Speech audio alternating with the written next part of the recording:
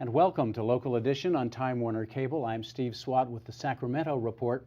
In the next few minutes, we're going to talk about legislative reaction at the state capitol to the recent Santa Barbara rampage in which one young man killed 6 students. My guest this segment is Das Williams, a member of the State Assembly from Santa Barbara, Ventura area. Thanks very much for being with us.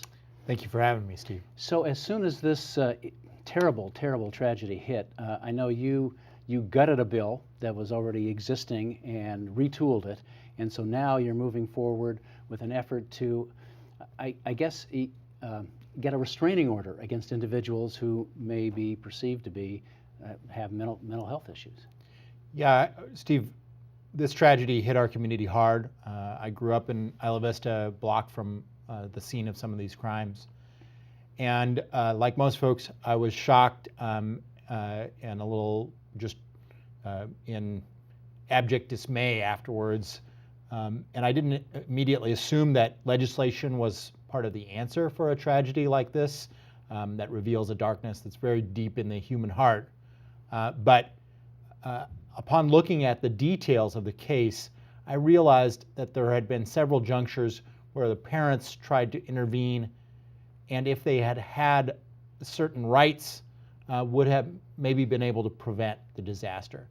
And so this bill attempts to allow parents, friends, spouses, loved ones to be able to obtain a gun violence restraining order against an individual that they deem is a danger to themselves or others.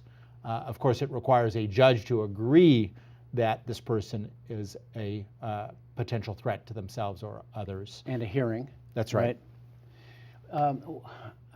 What about the possibility that someone bent on revenge, an ex-husband or something like that, says, my former wife, she's goofy, she's got a gun, and we need to stop her, and it's only because of revenge. I mean, so you're putting the burden on her instead of the burden on the accuser. Absolutely, and there are all sorts of ways in the legal system where that is a potential. But in a democracy, we rely off of judicial discretion, right?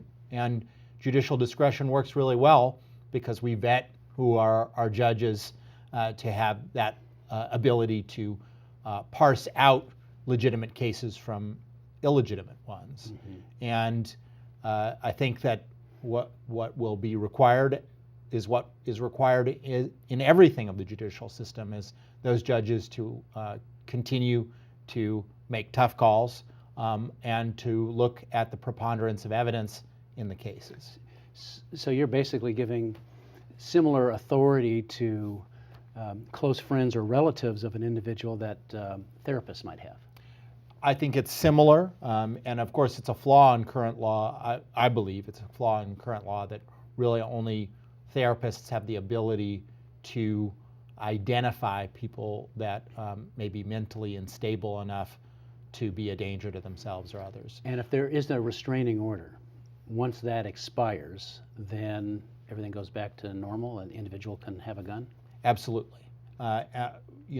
People are sometimes only suicidal for a limited period of time. And people are sometimes only that mentally distraught for a limited period of time. And so we think it's something that has due process, but also will get guns out of the hands of folks who are mentally unstable and could hurt people. All right. Das Williams, thanks very much for talking about this very important issue. We're certainly going to watch its progress in the weeks ahead. Thanks for coming by. Thanks so much, Steve. And thanks to our viewers also for watching Local Edition on Time Warner Cable. A reminder, you can see this and other interviews on YouTube, also on My Government On Demand. We'll see you next time.